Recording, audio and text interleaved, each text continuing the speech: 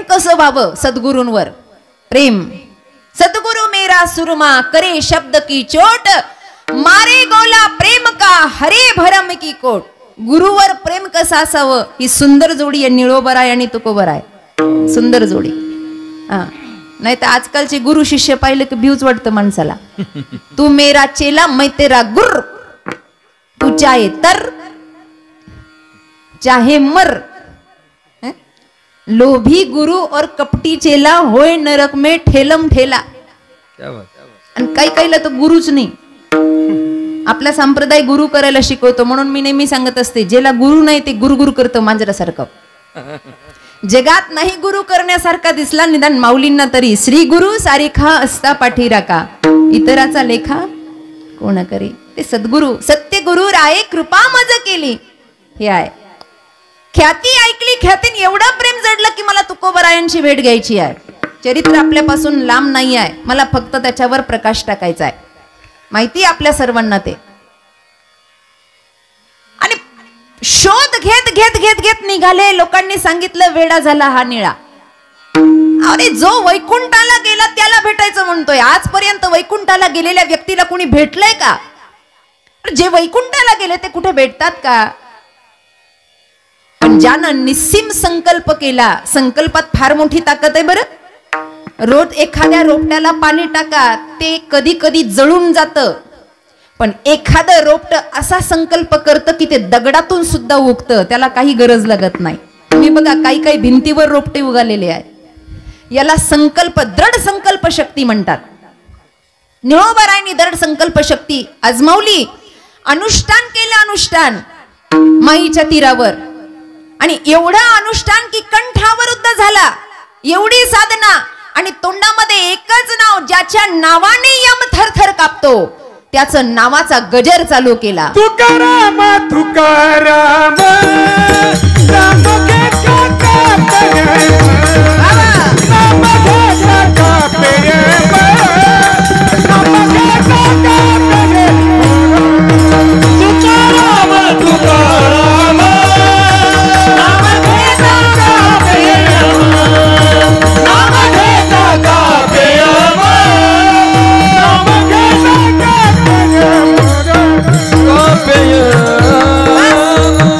एकच ध्यान, तुकाराम तुकाराम तुकाराम तुकाराम. कंठावरुद्ध झाला. बस स्थिती थांबली शरीराची. आणि अशा अवस्थेमध्ये माय रुक्मिणी म्हणतात भगवंताला, अहो थोडं तुम्हाला काही वाटतं का? त्या निळोबाचं एवढं एकनिष्ठ भजन झालं, एवढा कंठावरुद्ध झाला, अहो श्वास रोखलाय. आणि लेकरासाठी तुम्हाला काही कसं वाटत नाही. तुम्ही जा. आई साहेबांना सांगितलं, भगवंतानं साधना पाहिली आणि भगवंत त्या ठिकाणी आलेत. निळोबराय बसलेले साधना करत. आणि ज्याची वाट जग पाहतं असा उभे विटेवरी उभा आहे तिथे. रूप सावळे सुख उभा आहे तिथे. कर कटेवरी आहे. आवाज दिला निळा. डोळे उघडले डोळे. कोण? अरे मी आलोय. मी कोण? अरे मी श्री विठ्ठल. मग पहिला भक्त असा झाला. मग अरे मग म्हणजे काय? मी आलोय. अरे तुला बोलिलं कुणी इथे?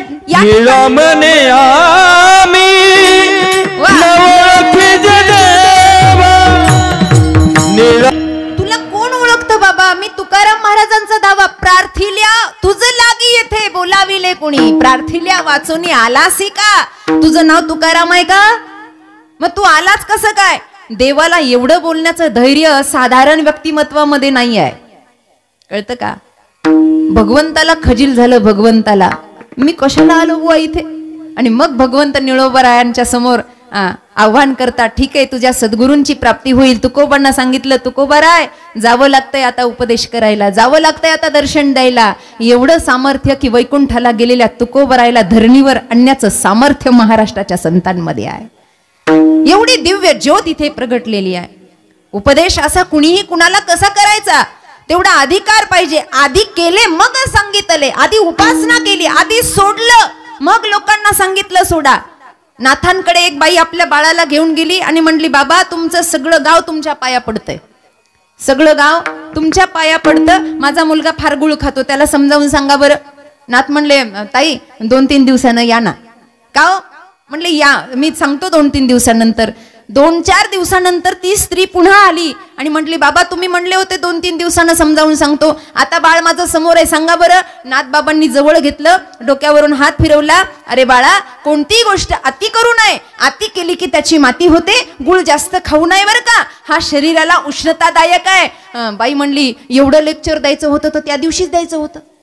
मला वाटलं फुकट तासभर प्रवचन ऐकायला भेटेल, एवढंच सांगायचं होतं, त्या दिवशीच सांगायचं. बाबा म्हणले त्या दिवशी मीच गुळ खाणं सोडला नव्हता तर याला कसं सांगू. विठ्ठल विठ्ठल.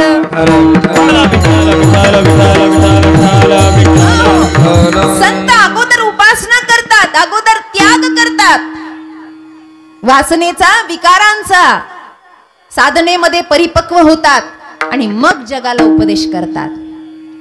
म्हणून काही लोक म्हणतात ना, जेवढा संतांचा परिणाम होतो तेवढा साधारण लोकांचा परिणाम होत नाही. अरे साधनाच नाही तर परिणाम जगावर होईल कसा. लोक ऐकतात आणि कपडे झटकून निघून जातात. कीर्तन झाल्यावर बऱ्याच लोकांना कपडे झटकायची सवय असते की नाही, असती ना. उठले की कपडे झटकतात. आमच्या बाया तर लई झटकतात, जसं काय काय लागलंय अंगाला, कपडे झटकले की चालल्या.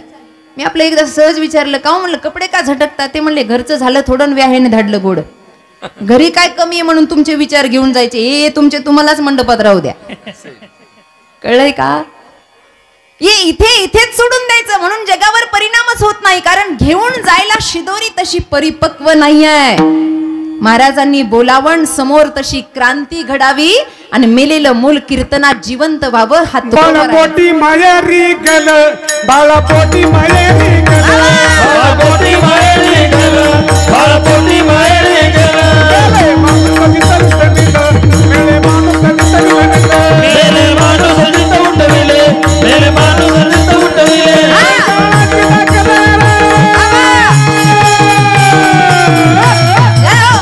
कैसा वासुदा बोलता बोलो, कैसा वासुदा बोलता बोलो, कैसा वासुदा बोलता बोलो, कैसा वासुदा बोलता बोलो, कैसा वासुदा बोलता बोलो, कैसा वासुदा बोलता बोलो, कैसा वासुदा बोलता बोलो, कैसा वासुदा बोलता बोलो. मेलेलं मूल जिवंत करावं एवढी ताकद ठेवावी तुकोबरायांच्या साधनेनं. आणि आपण त्यांचा काहीच प्रसाद घेऊ नये. काय जीवन आहे आपलं, काय जीवन, काही प्रसाद घेऊ नये. काही प्रसाद विस्तार करायला तेवढा वेळ नाहीये. काय प्रसाद घेतला आपण, कुठेही गेलो तर आपल्याला प्रसाद पाहिजे ना. प्रसाद पाहिजे की नाही. प्रसादासाठी किती धडपड आहे, पार एकमेकाच्या अंगावर पडायची वेळ आहे. त्या काल्याच्या कीर्तनाला तर बाया ते खापर घ्यायसाठी तो एकमेकाच्या अंगावर पडता, पण ते खापर नेता घरी. काय तर म्हणा पीठ वाढतं, मग गिरण्या बंद नसत्या का झाल्या. अरे कुठं खापर वापरावं, कुठं काय करावं. ठीक आहे देवाचं म्हणून न्यावं का ते मटकच उचलून न्यावं. काही ना काही प्रसाद पाहिजे ना दादा. प्रसाद पाहिजे की नाही. मग काय प्रसाद घेतला आपण. तुकाराम महाराजाकडून काय प्रसाद घेतला, काय माऊलींकडून प्रसाद घेतला. पसायदान सगळ्याच्या पाटे काही काही तर चुकीचंच म्हणते, काही म्हणता येत नाही लोकांना नीट. कधी कधी म्हणतात आवाजात आम्ही गायनात म्हणतो, पण बरेच शब्द चुकलेले असतात काही लोकांकडून. पसायदानाचा प्रसाद काय घेतला. नको सगळं पसायदान नका लक्षात राहू. निदान दुसरी ओवी, जे खळांची तया सत्कर्मी भूता परस्परे पडो मैत्र जीवांचे. एवढं जरी परिवर्तन जीवनात झालं तर जीवन धन्य झालं. एवढा प्रताप आहे पसायदानाचा. काय प्रसाद घेतला आपण, काय प्रसाद घेतला. इथपर्यंत जीवन जगत आलो, शतकं झाली, पण अजून संसाराचा कंटाळा आम्हाला येईच ना. अजून संसार आम्हाला वाईट वाटेच ना. तितकं मनायपुरतं असतं फक्त. काही काही बाया मला म्हणतात ना दीदी कल्याण केलं तुम्ही जीवनाचं. मला बाया म्हणतात बरं झालं तुम्ही याच्यात पडला नाही. असं वाटतं कधी कधी सगळं सोडून द्या. आणि तुमच्या सोबत मी एका गावाला गंमतच केली. म्हणलं मी यंदा गाडी मोठी आणली, येतं का 5-6 जणी. त्या म्हणलं बाई आम्ही सहज म्हणलो, तुम्ही तर मनावरच घेतलं. असं कुणी कुणासाठी काही सोडत असतं का. सुटायची इच्छाच नाही ना. सुटा याचा करीतो उपाय, जो जो पाय गोवी येले. आम्ही त्याच्यातून उपाय करतोय, वेगवेगळे उपाय. उठा जागे वारे. आता हे कशासाठी आहे, उठण्यासाठीच आहे. जागा जागा रे बाईंनो जागा, हे जागा होण्यासाठीच आहे. पण आमची इच्छा नाहीये, तेवढ्यापुरता आम्हाला कंटाळा येतो. कितीही संसार, कितीही लग्न थाटामाटात होऊ द्या, एक गोष्ट लक्षात ठेवा, एक वाक्य असं मनाच्या कुपीत ठेवा. संसाराची सुरुवात गोड आहे पण शेवट कटू आहे. संसाराची सुरुवात गोड आहे शेवट कठीण आहे. परमार्थाची सुरुवात कठीण आहे शेवट गोड आहे. आता इथं बसलेले सगळेच तुम्ही नवरदेव होतात ना? नाही तर मग कुंभमेळा आलाय आता.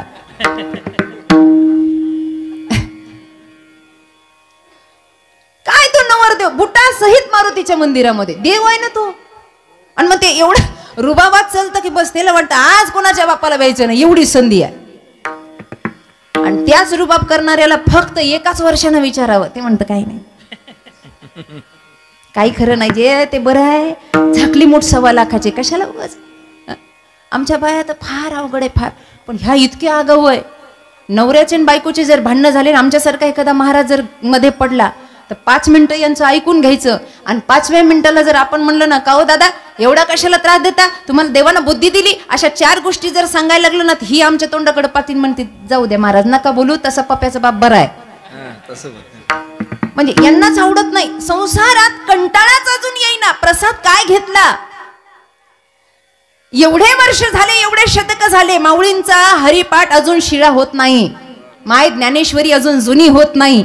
उलट ते नाविन्यानं रूप प्रगट होतं. आणि तोच प्रसाद जेव्हा आपण जीवनामध्ये अवलंबू तेव्हाच जीवनाचं हित होणार आहे. त्याच्याशिवाय होणार नाही. नाही तर याच्यात फसलोय ना निघायची इच्छा नाही. गटारामध्ये एखादा सुकर पडलेला असावं. सुकर कळतं ना. सुकर अहो डुक्कर पडलेला असावं गटारामध्ये. आणि त्याला उठण्यासाठी काढण्यासाठी एखाद्यानं प्रयत्न करावा आणि त्याला वाचा फुटावी. असा प्रयोग झाला एका ठिकाणी. काही वाईट कर्म केलं मरून तो सुकर झाला डुक्कर झाला आणि त्याच गावाच्या गटारात फसला. मुलगा चांगला सत्संगी होता. त्यानं बापाचं श्राद्ध करावं म्हणून काशीवरून ब्राह्मण बोलवले. आपल्या हिंदू धर्माच्या मंत्रामध्ये फार मोठी ताकद आहे. पूर्वी काही बंदुकीच्या गोळ्या नव्हत्या. पूर्वी युद्ध करायचं म्हणल्यावर काय असायचे धनुष्य. आम्ही काय प्रचाराला आले का बोला ना तुम्ही. बाण होता की नाही. बाण असा डोक्यासमोर धरायचा मंत्र म्हणायचा आणि तो सोडायचा. तर्कसातला बाण त्यानं मनुष्य मरायचा. ही बाण शक्ती कुठून आली मंत्र शक्तीतून आली. बरोबर एवढं तरी पटलं. त्या मुलांना त्या ब्राह्मणांना आमिष दिलं तुम्ही एवढे विद्वान आहात तुम्हाला लोभ देतो मी पण काहीतरी असं करा की माझा बाप कुठे मला सांगा. ते फार तत्ववेत्ते विद्वान होते. त्यांनी सांगितलं आम्हाला लोभाची गरज नाही आम्ही समाजाचं कल्याण करण्यासाठी आलोय. त्यांनी काही मंत्र बोलले आणि त्यांना दिव्य शक्तीने दिसलं. ते म्हणले बाळा काळजी करू नको तुझे वडील याच गावात आहेत फक्त वाईट कर्मामुळे त्यांची स्थिती फार वाईट आहे. तुला पाहावल्या जाणार नाही. मुलगाने आग्रह केला नाही म्हणे मला पाहायचंच आहे. ब्राह्मणाने हाताला धरलं गावाच्या बाहेर तो नाला होता त्याच्यात गटारात फसलेले त्या सुकराला दाखवलं आ तुझा बाप आहे म्हणे. तो मला विश्वास नाही आहे. मग आहे ना मग माझ्या बाबांनी काहीतरी बोलावं असं करा आणि 15 दिवस यज्ञ चालू द्या पण याच्यातून त्यांची मुक्तता व्हावी असं काहीतरी करा. ब्राह्मण यज्ञाला बसले. स्वाहाकार जसा चालू झाला समिधा जशा यज्ञामध्ये पडायला लागल्या तसं काही ब्राह्मणांनी सांगितलं उठ वाचा फुटली तुझ्या बापाला तिथे जाऊन विचार की तुला काय हवंय म्हणून. वाचा फुटली जा. हा खरंच गेला. बापानं सांगितलं हो बाळ मी तुझा पिताश्रीच आहे. त्यानं सांगितलं बाबा काय करू तुमच्यासाठी सांगा बोला काय करू. एखादा म्हणला असतं मला याच्यातून काढ. मुलगा म्हणला बाबा या गटारातून तुम्हाला काढू का या जीवनातून तुमची मुक्तता करू का. ते सुकर म्हणलं नको नको असं काही करू नको लय गार वाटतंय बसल्या बसल्या खायला भेटतंय. निघायची इच्छा कुणाची आहे. कुणाला असं वाटतं याच्यातून बाहेर जावं. इच्छा कुणाची नाही पण केल्याशिवाय पर्याय नाही. असं बसल्या बसल्या असं ध्यानावस्थीनं तदगतेनं केल्याशिवाय माणसाचा उद्धार होऊच शकत नाही. साधना केल्याशिवाय होऊच शकत नाही. नंतर शेवटी पश्चाताप होतो. तो पश्चाताप होऊ नये म्हणून अभंगाचं प्रथम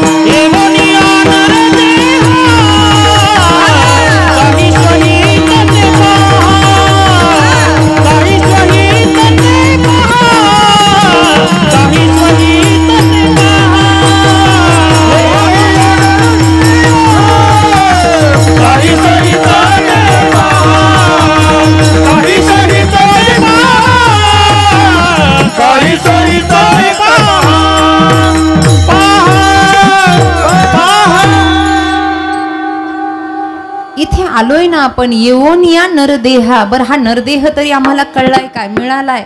आता ती कोटी आहे, बऱ्याच जणांना ती माहिती आहे. काहींना मिळाला, काहींना कळाला नाही, काहींना कळाला मिळाला नाही, काहींना मिळालाही नाही कळालाही नाही, काहींना कळालाही आणि मिळालाही. ज्यांना कळालाही नाही मिळालाही नाही ते उकिरड्यावर लोळणारे पशुपक्षी आहे. ज्यांना मिळाला पण कळाला नाही त्याच्यामध्ये आपण आहेत. मिळाला पण कळालं नाही. हौट हाथ का मानव दे अल्लाह ने तुझे दिया, खाया पिया सुख से सोया, खाया पिया सुख से सोया, नाग जमाना खोया, खाया पिया सुख से सोया, खाया पिया सुख से सोया, नाग जमाना खोया. कमल मुख राम भजन को दिया, कमल मुख राम भजन को दिया, कमल मुख राम भजन कर पिया, कमल मुख राम भजन को दिया. बेकार वो मुख है जो हरि का सुमिरन ना किया करे, कमल मुख राम भजन को दिया. हे सगळं झालं पाहिजे. मिळालं पण कळालं नाही. किराणा दुकानदार होता, एक लेकरू समोर खेळत होतं त्याचंच. आता बाप पैसे मोजत होता, 1 2 3 अशा हिरव्या नोटा होत्या, हिरव्या 500च्या हिरव्याच आहेत ना, हिरव्याच आहेत का, कशा आहेत, पारवे आहेत, हा होत्या का पहिले, आता कशा आहेत.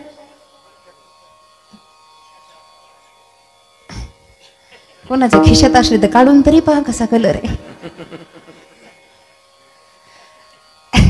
जाऊ द्या. बाप नोटा मोजत होता. एकदा मी असंच म्हणलं गुलाबी नोट, तेव्हा ती बंद झालेली होती. तेव्हापासून नोटेचं नाव घेत नाही मी. असं बाप पैसे मोजत होता, पैसे मोजत होता. पैसे मोजता मोजता लेकरू दुडू आलं, बाबा कागद द्या ना, बाबा कागद द्या, बाबा कागद द्या. त्याने 1-2 नोटा अशा बापाच्या हातातून घेतल्या आणि खेळत खेळत खेळत खेळत असं दारामध्ये गेलं. रस्त्याचं येणं जाणं चालू होतं. बुरटे लोक बरेच तिथून फिरत होते. रस्त्यावरून जाता येता एक जणाची नजर त्या लेकरावर पडली आणि पडल्यानंतर त्यानं त्या लेकराकडे पाहिलं. ना समज आहे पण हातात जे आहे ते चांगलं आहे आणि आपल्या कामाचं आहे. आता किराणा दुकानदार म्हणल्यावर खाण्यापिण्याला तिथं कमी नाही. त्यानं विचार केला हे लेकरू काही खाण्यापिण्यावरून भाळणार नाही. मग त्यानं पटकन काही क्षणात पलीकडच्या गल्लीमध्ये गेला आणि खेळण्याच्या दुकानावरून एक खेळणी आली. तवरत ते लेकरू नक्षीबानं तिथंच खेळत होतं आणि ती खेळणी आणली आणि लांबून त्या लेकराला ती खेळणी दाखवली. खेळणी दाखवल्यावर त्यानं स्मित हास्य केलं, स्माईल दिली. तो म्हणला काका मला द्या ना ते. काका म्हणले मी तुला हे देतो पण तुझ्या हातातलं मला दे. कारण खेळणं होतं 20 रुपयाचं आणि हातात होते 1000 रुपये. खेळणं किती रुपयाचं, 20 रुपयाचं. फार काही तोटा नाहीये. म्हणलं ही खेळणी तुला देतो पण ते हातातलं मला दे. लेकरानं खेळणी घेतली आणि हातातले पैसे त्या भुरट्याला, त्या चोराला दिले आणि त्याचं कल्याण झालं. दृष्टांत संपला. माझा प्रश्न एवढा आहे, लेकराला नोटा मिळाल्या का कळाल्या? फक्त मिळाल्या, कळाल्या नाही. ज्याला कळाल्या तो घेऊन गेला. तसं मानव देह मिळाला पण याची सार्थकता कशात आहे काही कळत नाही. म्हणून ना भजन आहे, ना वारी आहे, ना पूजन आहे. या लोकांसाठीच हे उपदेश पराभंग आहे. आता तरी पुढे हाची उपदेश नका करू नाश आयुष्याचा, सकळांच्या पाया माझे दंडवत, आपुलाले चित्त शुद्ध करा. यासाठी सगळं हे चांगलं आहे खटाटो. या नरदेहाला आलंय ना, मग स्वतःचं हित कशात आहे? कशात आहे महाराज स्वतःचं हित? भागवतामध्ये, रामायणामध्ये 9दा भक्ती सांगितली. या भक्ती व्यतिरिक्त हित कशात नाही आहे. भक्तीत आणि भजनामध्येच हित आहे.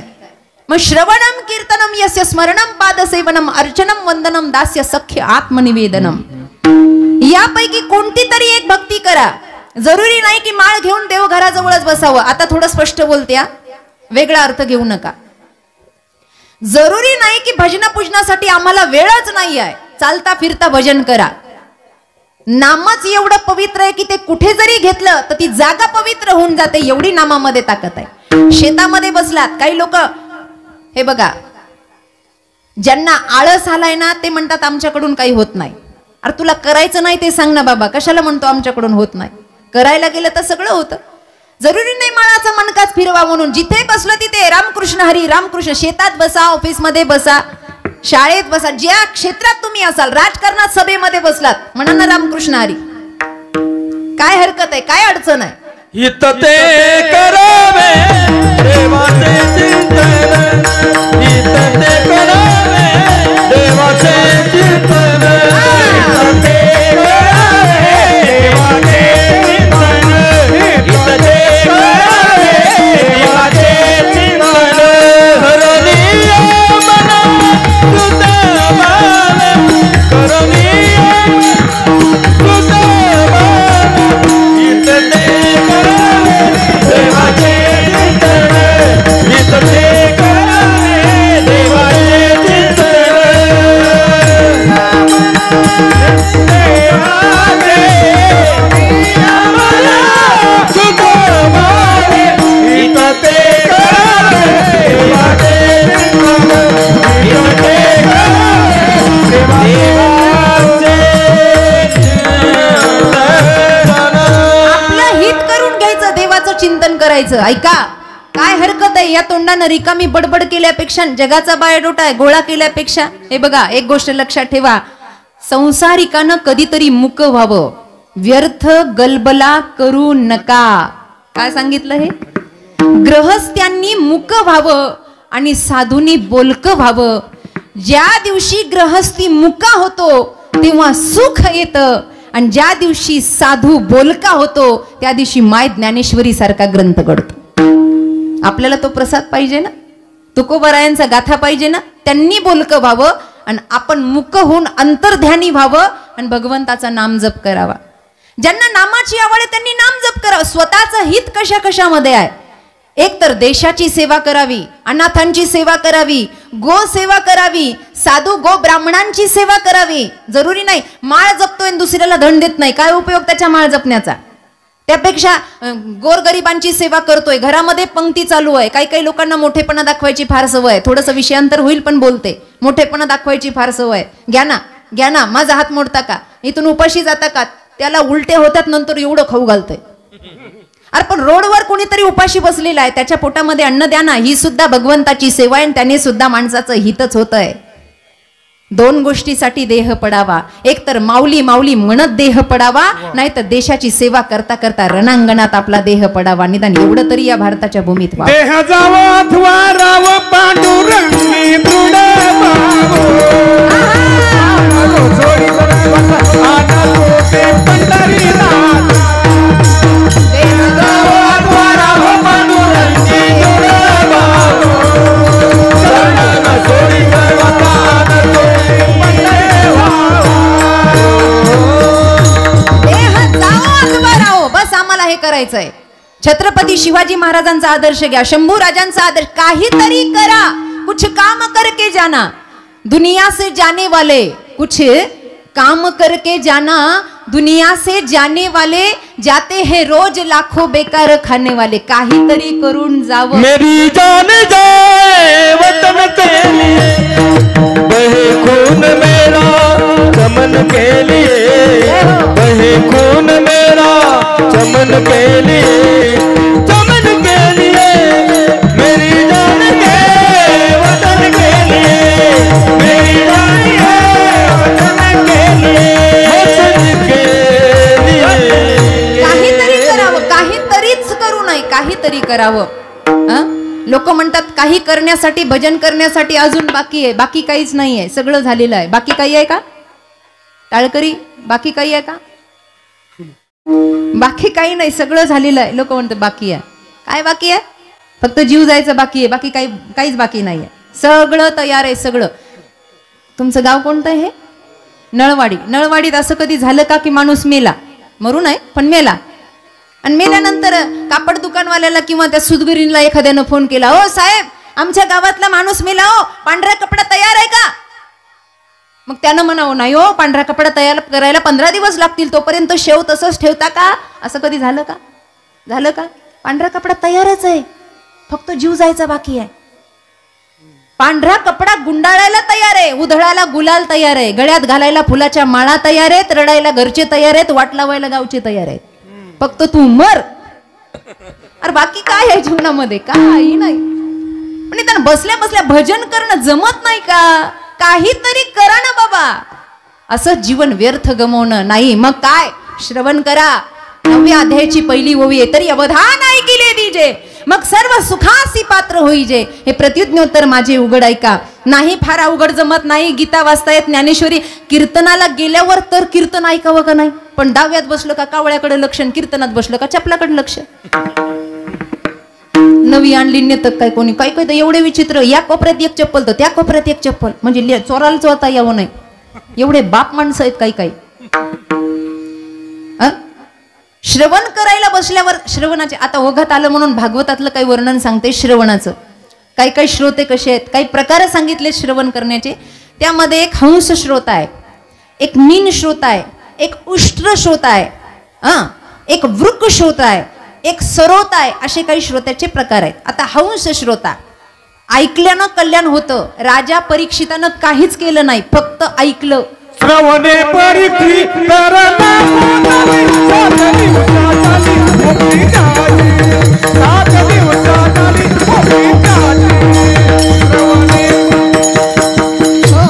पावणे 12 झालेत. राजा योगेंद्र शुकाचार्यांनी फक्त सांगितलं आणि राजानं ऐकलं. ऐकण्यानं श्रवण होतं, म्हणून हंस श्रोता. आता हंस कसा आहे? हंस पाहिला? हंस कसा आहे? दूध वेगळं आणि पाणी वेगळं, हा हंस श्रोता आहे. तसं दृष्टांत आणि सिद्धांताची कीर्तनकाराने कथाकारानं जोड लावली आणि हंस वृत्तीचा श्रोता जर बसलेला असला तर तो दृष्टांताकडे फार लक्ष देत नाही, तो फक्त सिद्धांत घेतो. काही काहीचं फक्त दृष्टांताकडे लक्ष असतं. हा हंस फक्त गोड मनाला लागणार पाहेपा दूध पवित्र आणि गोड,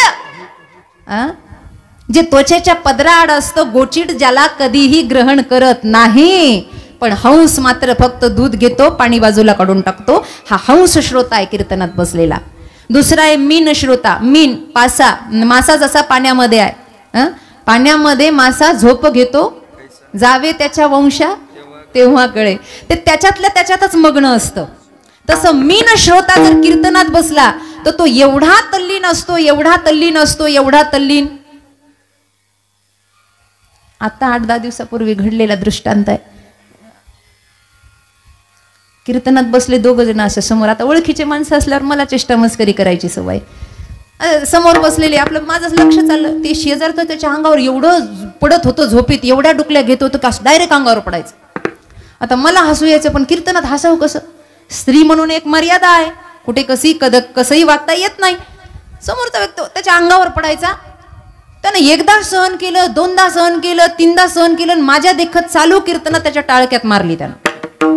मला काय अक्कल विक्कल आहे का नाही का? देव देत होता ते मग चाळणी घेऊन गेला होता बुद्धी वाटताना. कुठे गेले म्हणलं? हे कीर्तन असं झोपतात का म्हणला? एवढं झोपतात का? माझ्या अंगावर पार मी पडायला लागलो म्हणला, एवढं झोपतात का? ते त्याला खवळलं बरं का. मला लई बरं वाटलं. आणि कीर्तन झाल्यावर मी म्हणलं, दादा हे असे श्रोते असले ना तर कीर्तनाला रंग येतो बरं का. तो म्हणलं, काय झालं दीदी? म्हणलं, तुम्ही त्याच्या डोक्यात फटका मारला आणि तुम्ही किती छान कीर्तन आहे, तुम्हाला विक्षेप होत होता. ते म्हणलं, तसा गैरसमज करू नका. ते अंगावर पडत होतं आणि माझी झोप मोडीत होतं. म्हणजे आपल्याच नादात काही जगाशी घेणं देणंच नाही. मीन श्रोता असा आहे तो आपल्याच रंगानं परिपूर्ण. पाण्यामध्ये जसा त्याचाच अनुभव त्याला आहे, तसा एक उत्तम श्रोता आहे. काही वृक शोधे, दुसऱ्याला ऐकू देत नाही, आपणही ऐकत नाही. काही काही लोकांना तर तोंडात अशी नख खायची सवय कीर्तनात. असे नख खाती नाही, शेजारच्याच अंगावर थू.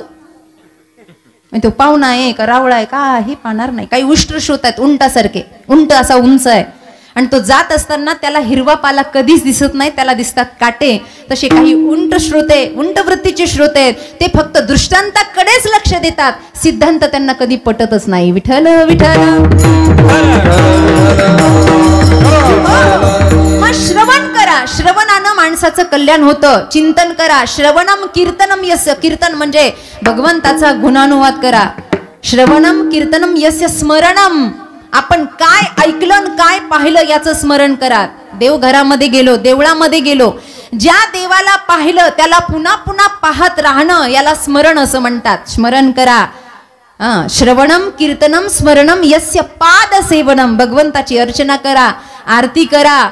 रोजच्या देवघरातल्या देवांची पूजा करा आणि त्या देवासाठी नैवेद्य रोज तुम्ही तयार करा. हे गृहस्थ जीवनाचे काही नियम आहे. याच्यापासून माणसाच्या जीवनाला वळण लागतं.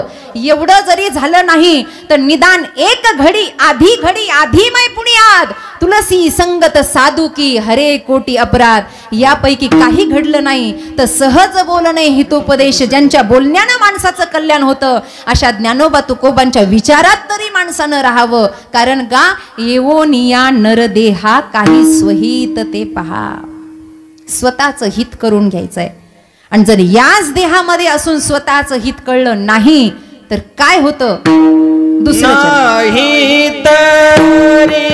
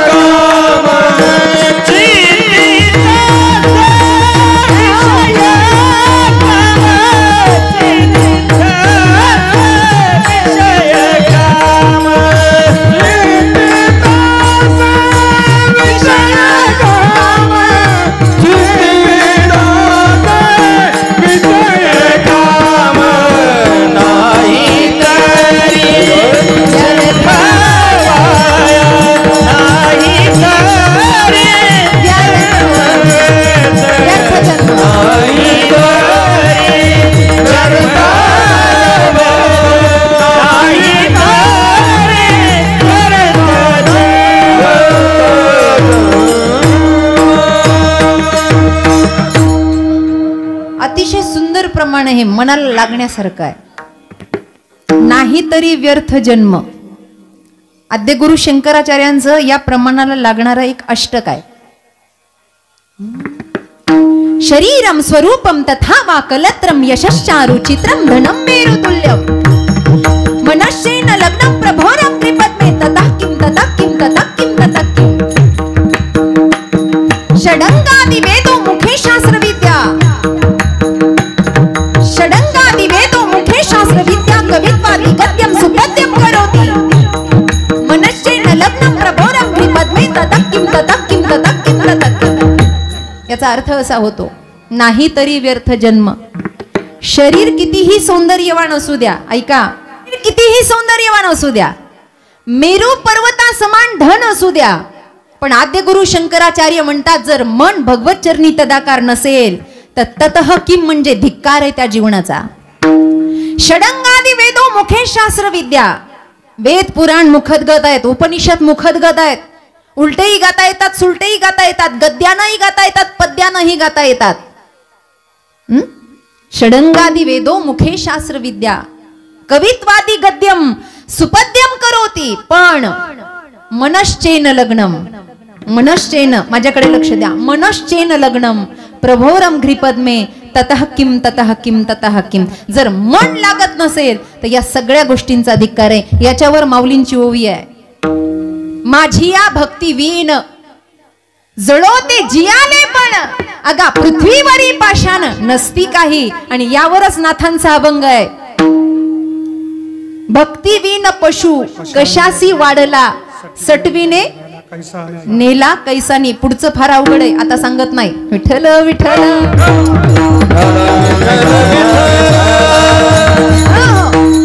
ही प्रमाण आणि ही सूत्र कशासाठी आहेत? फक्त आपल्यासाठी नाही तरी व्यर्थ जन्म. अरे इथे आलो आणि काहीच केलं नाही असं तोंड घेऊन वरती कसं जायचं? लाज वाटली पाहिजे ना आपल्याला. पाहुण्याच्या घरी जाताना, साधू दर्शनाला जाताना, मंदिरात जाताना, लेकी बाळीच्या घरी जाताना आपण खाली हातानं जात नाही, वरती खाली हातानं जायचं कसं? मग किती गुंठे घेऊन जायचं? का सोन्याचा भाव वाढलाय, तोळे न्यायचेत बोला. काय न्यायचं वरती? काही नाही. सत विचारांची गाठोडी आहे, माऊलींच्या भूमीत आहे. वरती गेल्यावर विचारण्यात येईल कुठून आलात, तर लाज वाटली पाहिजे हे सांगायला. अरे माऊलींच्या भूमीतून आलोय पण काहीच केलं नाही, गर्व वाटला. क्या किया तूने जीवन गमा दिया, तूने जीवन गमा दिया, जिस पाना था उसको खो दिया, जिस पाना था उसको खो दिया, जीवन गमा दिया.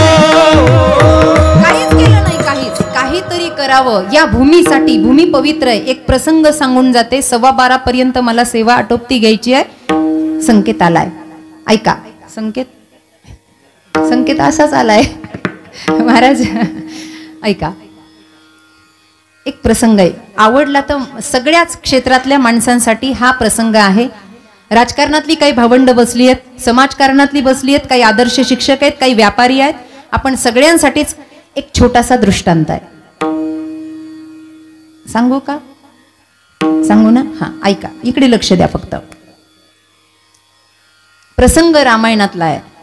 या भूमीवर आपण भार होऊ नये.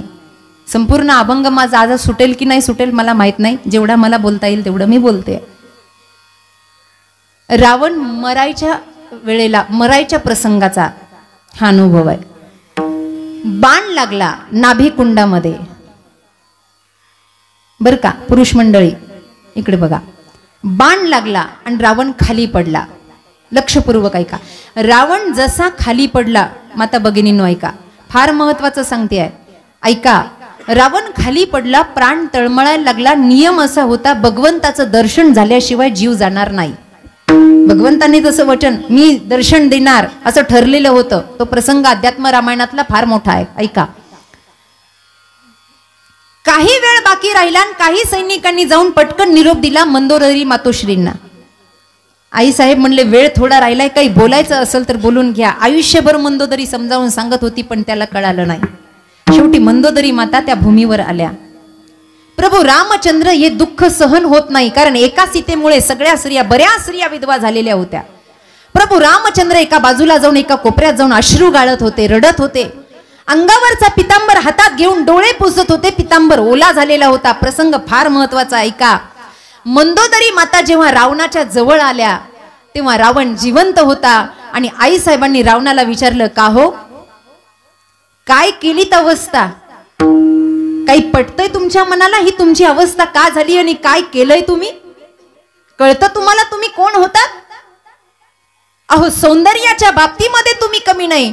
रावण जरी राक्षस कुळातला होता तरी सुद्धा सुंदर होता. 10 आनंद, फक्त 10 मुखच नव्हते तर 10 प्रवृत्त्या सुद्धा होत्या. एवढं सगळं आहे तुमच्याकडे. काय कमी होती तुमच्याकडे सांगा मला?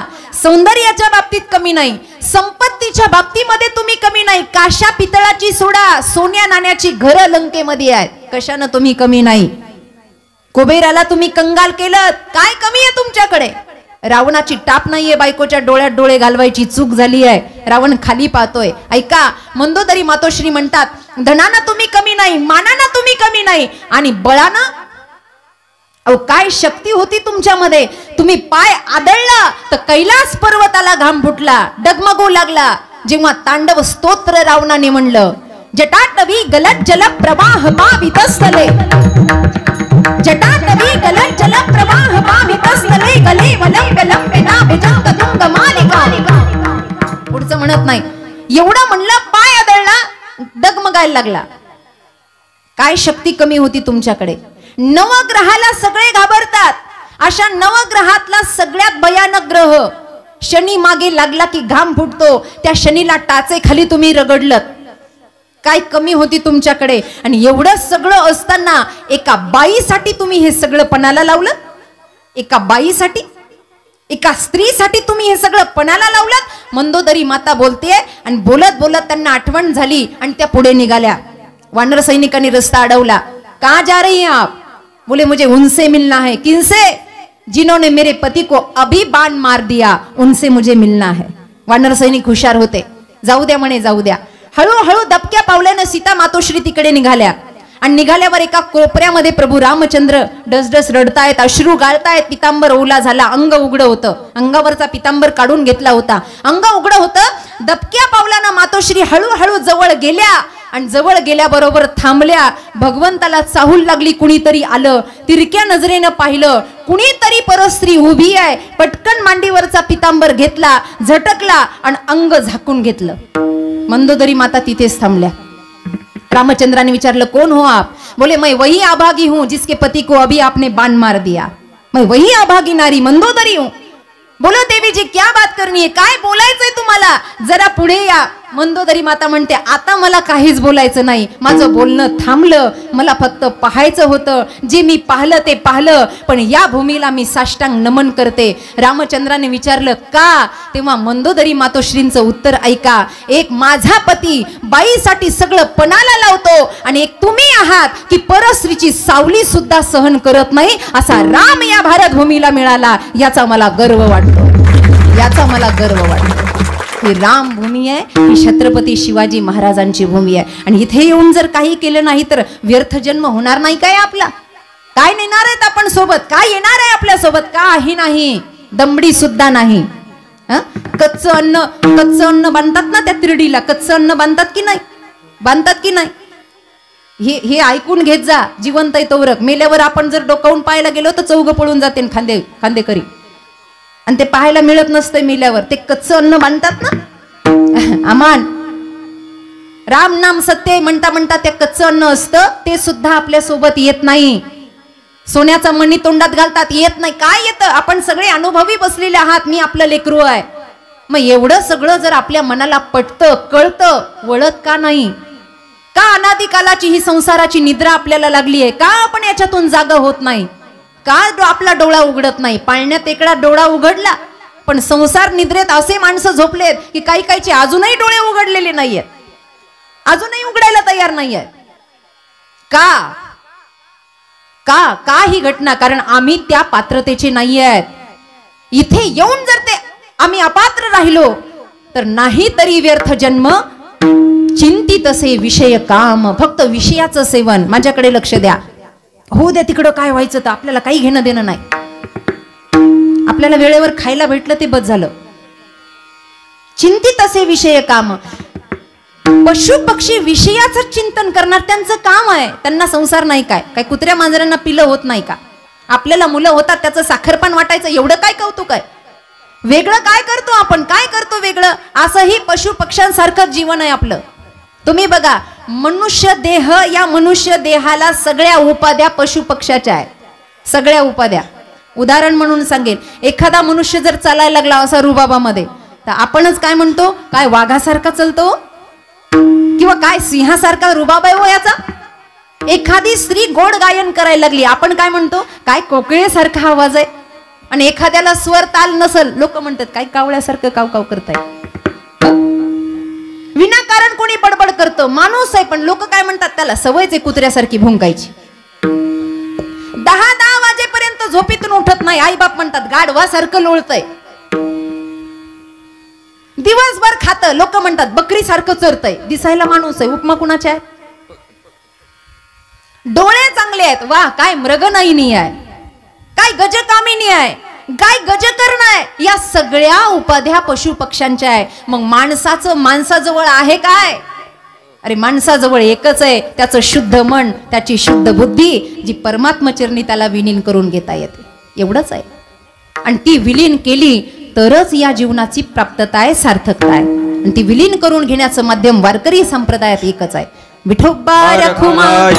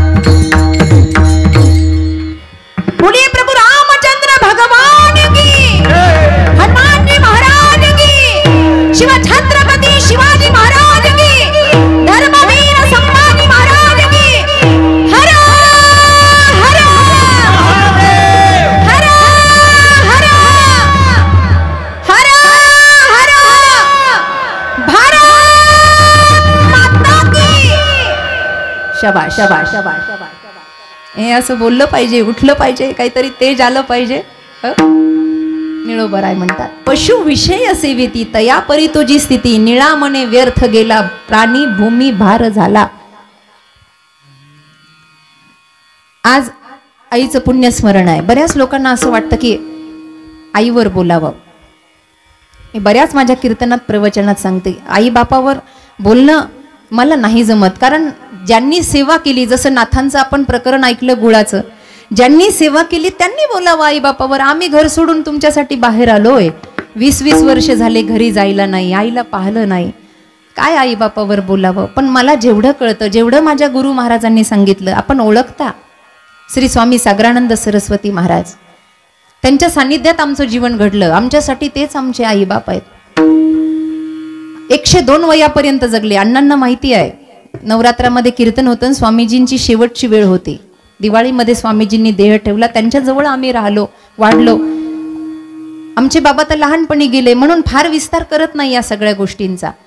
पण मला जेवढं स्वामीजींच्या सानिध्यात राहून कळलं, तेवढे काही शब्द सांगून जाते की आई बापावर काय बोलायचं. जे बोलतात मी त्यांच्या पाया पडते की तुमच्यावर मेहरबानी आहे देवाची की तुम्ही एवढा आई बापावर बोलता, तुम्हाला शब्द आहे, मला नाही भाऊ शब्द.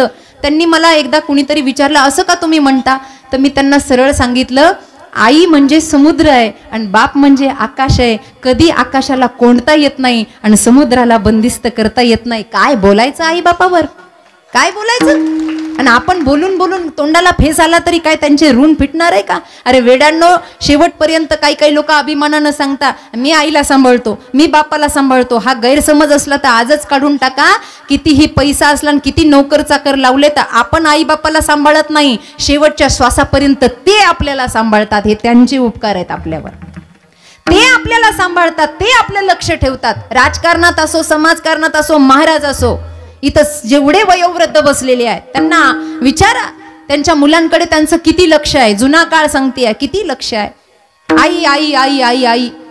मी एक प्रसंग वाचलेला आहे, अनुभव तर माझाही आहे, मलाही माझ्या आईची आठवण येते. एवढंच आहे फरक की तुम्हाला आईची आठवण आल्यावर तुम्ही आईकडे जाता, फोन लावता. मला आईची आठवण आली की मी माऊलींच्या दर्शनाला जाते. असं कधी कधी कार्यक्रमाच्या घाईमध्ये कधी कधी बराच वेळ दर्शन होत नाही, पण मनातून माऊलींची सुद्धा तशीच कृपा आहे. माऊलीला माहिती आहे, हिला आई आठवण दिली की ही पळत येते माझ्याकडे. दुसरं काही पर्याय नाही. भगिनी निवेदितांचा एक प्रसंग आहे, थोडासा सांगून जाईल. जेव्हा भगिनी निवेदिता यांनी संन्यास घेतला, विवेकानंदांच्या गुरु बहीण, तेव्हा त्यांना कुणीतरी विचारलं होतं की आप माँ की उपासना करती. त्या सुद्धा आईच्या उपासक होत्या. आईच्या म्हणजे परंबा भगवतीच्या. त्या म्हणायच्या मला आई याच्यामध्येच दिसते. पण त्यांनी एक प्रसंग सांगितला, लपंडावाचा खेळ त्यांच्या चरित्रात आलेला आहे. लपंडावाचा खेळ. तो थोडासा सांगून जाईल. लपंडाव, आता तुम्ही सगळी पुरुष मंडळी कामासाठी बाहेर जाता, आमचं माता भगिनी मंडळ घरामध्ये असतं. काय होतं, एक चिमुरडं असं 5-6 वर्षाचं, हे छोटे बालक समोर बसलेले, ते आईकडे जातात. आता मोबाईल निघाले म्हणून पोरांचं लक्ष आई बापाकडे नाही, पण पूर्वीचा काळ ते आईकडे दुडू धावत जातं, आईच्या हनुवटीला धरतन, म्हणतं आई माझ्यासोबत खेळणं. अगं कुणीच खेळत नाही माझ्यासोबत, मी लहान आहे ना, मला कुणी खेळात घेत नाही, आई खेळणं माझ्यासोबत, आई खेळणं माझ्यासोबत. आणि मग ती आई किती सासूरवाशी नसले, मी पहिलं सांगते, आताच सांगत नाही, पहिला सासूरवाशी नसली तरी ते कामामध्ये वेळ काढून ती त्या लेकरासोबत खेळते. आणि खेळता खेळता खेळता खेळता ते म्हणतं आई आपण असं करू, लपवा छपवी खेळू, म्हणजे लपंडावाचा खेळ खेळू. मग आई असं करतो, मी लपतो, तू डोळे झाक. आता खोटं मला सांगा, घर सगळं आईच्या पाठ आहे का लेकराच्या पाठ आहे? आईच्या पाठ आहे. मग ती काय म्हणते, बाळा मी डोळे झाकते, तू लपायला जा. आई डोळे बंद करते, लेकरू लपायला जातं. बरं, ते लपायला गेल्यावर आई एवढी हुशार, आई म्हणते अरे मागच्या पडद्याजवळ जाऊ नको, सकाळीच काचाची बाटली फुटली आहे, पायात घुसल. म्हणजे हिला माहिती ते कुठे लपणार आहे म्हणून. आणि मग ते तरी सुद्धा जातं, पडद्याच्या मागे लपतं आणि तिथूनच म्हणतं 10, 20, 30, 40, 50 असं 100 पर्यंत मोजतं. आणि तिथूनच म्हणतं आई ग मी लपलो बरं का, मला ये ना शोधायला, मला शोधायला ये. आणि मग आईला वेळ असतो, ती हळूहळू पावलानं जाते आणि अलगी असं नटखटपणा की अरे तू कुठं गेला आणि मला सापडत नाही, नाही गण कुठे शोधून वगैरे वगैरे झालं की 5-10 मिनिटं इकडे तिकडे, त्याला असा एवढा अभिमान येतो की मी सापडत नाही आईला. हे सगळं तुमच्या जीवनात घडलेलं आहे, आपल्या जीवनात घडलेलं आहे. आणि मग पटकन आई पकडते आणि ते आईला मिठी मारतं, सापडलो, आता आई तू लप, आता मी डोळे झाकतो. गंमत अशी आहे, लेकरू बैठकीमध्ये उभा राहतं आणि डोळे झाकतं आणि तो म्हणतो आई आता तू लपायला जा. मी डोळे बंद की आई लप बरं. आई लपण्यासाठी येते मागच्या वाड्यामध्ये, तोच सासूबाई म्हणते अगं शेजारणीकडे आपली गहू चाळायची चाळणी आहे, घेऊन ये जा. आणि ती लपायच्या ऐवजी सासूबाईचं ऐकायचं म्हणून मागच्या दारानं तशीच निघून जाते. आणि हे म्हणतं आई 10, आई 20, आई 30, 100 पर्यंत मोजतं. आईचा काही प्रतिशब्द येत नाही. त्याला वाटतं आई आता माझी गंमत करते, आई लपली आहे. भगिनी निवेदिता म्हणतात ते लेकरू आता आईला शोधायला निघालं आणि त्यानं सगळं घर पायाखाली घातलं, त्याला त्याची आई कुठेच भेटली नाही. भगिनी निवेदिता म्हणते अर्धा तास झाला, 1 तास झाला, आजीनं खाऊ आणला, आजोबानं खेळणी आणली, ते म्हणतात नाही मला हे काही नको, मला फक्त माझी आई पाहिजे. अरे 1 तासासाठी आई बाहेर गेली तर या लेकराचा जीव कासावीस झाला. ज्यांच्या जीवनातून कायमची आई गेली त्यांचे हाल काय असतील, त्यांची अवस्था काय असेल. म्हणून आई बाप जिवंत आहे तोपर्यंत कमवून ठेवा, त्यांची शाबासकीची थाप देवाच्या बरोबरीची आहे, देवाच्या बरोबरीची. ते गेल्यावर कमवण्यात काही तथ्य नाही आहे. याच्यापेक्षा जास्त आई बापावर त्यांच्यावर बोलून त्यांचे ऋण नाही फिटू शकत. त्यांच्या चरणी आपण तदाकार किती झालोय, त्यांची सेवा किती, त्यांना बोललो किती. अरे काही माणसं अशी आहेत, आता आमचं पुण्यामध्ये प्रवचन झालं, आता आम्हाला काही माहित नसतं, प्रवचनाच्या 5 मिनिटं आम्ही पोहोचलेलो असतो, फार आग्रह झाला, आता ते प्रवचन भले मी सोडून दिले, काही महत्वाच्या ठिकाणी जाते. प्रवचनाला बसलो मी त्या मुलांवर एवढी बोलले, आई गेली, 4 मुलं होते 4, आणि मुलांवर एवढे बोलले मी, एवढे बोलले, मुलं अशी राम लक्ष्मण भरत शत्रुघ्न वगैरे वगैरे झालं. तर आम्हाला बोलायचं सांगितलं, मी बोलले, जेवढं चिंतन सांगायचं तेवढं सांगितलं. आणि प्रवचन झाल्यावर एक जण मला म्हणला महाराज काय तुम्ही त्या पोराची स्तुती केली, अहो अन्न करता करता ती आई गोठ्यात मेली म्हणे, पण त्या लेकरांनी सेवा केली नाही. असं आहे का या महाराष्ट्राच्या भूमीत, या भारताच्या भूमीत? असं व्हायला नको. कारण संत विचारांची सांगड आहे आपल्या जवळ, चांगले विचार आहेत आपल्या जवळ. आज या दराडे परिवाराचे 3 सुपुत्र आहेत, वयानं मोठे झाले, समाजाची बांधिलकी जपतायत. घर परिवार सांभाळता सांभाळता आपल्या आई बापाचं ऋण व्यक्त व्हावं म्हणून अन्नदान व्हावं, ज्ञानदान व्हावं, हा दराडे परिवाराचा संकल्प आहे. मी त्यांना धन्यवाद देईल की तुम्ही हे चांगले कामं करतात. असंच करा, आपल्या मातृपित्राच्या उद्धारासाठी काहीतरी चांगलं करा. 10वा 13वा असला की ब्राह्मण काहीतरी सोडायला सांगतो, काहीतरी सोडा, एखादी आवडती वस्तू सोडा, काहीतरी संकल्प घ्या. मग आई बापाच्या प्रित्यर्थ त्यांच्या उद्धारासाठी काय सोडायचं? काही लोक चहा सोडतात. आता चहानं काय आई बापाचा उद्धार होणार आहे काय? सोडायचंच आहे ना तर खोटं बोलणं सोडा, वाईट वागणं सोडा, दुसऱ्याच्या धनावर प्रवृत्ती असेल तर ती सोडा. अरे जेवढं मुलं या जगात चांगले वागतील ना त्याचं पुण्य आई बापाला चांगली जागा मिळेल. कळतंय का? आणि ते जर आपण केलं तरच खरं पुण्य स्मरण हे पवित्रतेनं पार पडेल. म्हणून आमची ताई साहेब, आमचे ही 3 भावंड दराडे परिवाराचे, आदरणीय श्री सुदामदादा असतील, मधुकर दादा असतील, श्री रामदास दादा असतील आणि चंद्रभागा ताई असेल. आई बाप गेल्यानंतर भावंडांनी हातात हात धरून राहावं आणि आई बापांच्या विचारावर चलावं, ही त्यांना खरी भावपूर्ण श्रद्धांजली असते. म्हणून या ठिकाणी कीर्तन सेवा माझ्याकडे आली. आमचे दशरथजी खैरनार आणि आदरणीय अण्णा या ठिकाणी समोर चासगावचे बसलेले, त्यांच्याकडे आम्ही नवरात्रामध्ये येतो सेवा करण्यासाठी. या मंडळींनी मला दराडे परिवाराचा अल्प परिचय दिला आणि माझं भाग्य समजते की या पुण्यवान आईची सेवा करण्याची संधी मला प्राप्त झाली. जे वाईट वाटलं असेल ते माझ्या बुद्धीचा दोष, जे चांगलं वाटलं असेल ते माझ्या गुरुघरचा प्रसाद. ना तरी बालक बोबडा बोली, का वाकुडा विचुका पावली, तरी चोज करुनी माऊली रिजे जेवी. आदरणीय सर्व टाळकरी मंडळ, माझे पितृतुल्य आणि माझी भावंड, सुंदर आवाज आहेत. महाराज आपलं नाव काय आहे? शांताराम महाराज, नवनाथ महाराज, भरतरीनाथ महाराज. बघा सगळे नाथच गोळा झाले तिथं. पुन्हा विठ्ठल सुद्धा आहे आणि यांना वारंवार संकेत करायला संकेत महाराज आहे. आणि गोड वादन आहे बरं. एवढ्या लहान वयामध्ये एवढं आपल्या पंचकृषीचं भूषण आहे. नाही तर भल्या भल्यांना कळत नाही, भल्या भल्यांना कळत नाही. कीर्तनाच्या आधी विचारतात ना, पकवास कितीत लावायचा. आमच्या गुरुबंधू सोबत असे जाडे जोडे ते आम्ही एकदा कीर्तनाला गेलो, तिथं त्यांना विचारलं नाही, असंच बसल्या बसल्या म्हणले, ओ महाराजांना विचारा ना पकवास किती मध्ये लावावा. ते म्हणले महाराज एवढे जाडे 9-10 मध्ये लावा. आता तुम्हाला कळलं की नाही कळलं माहित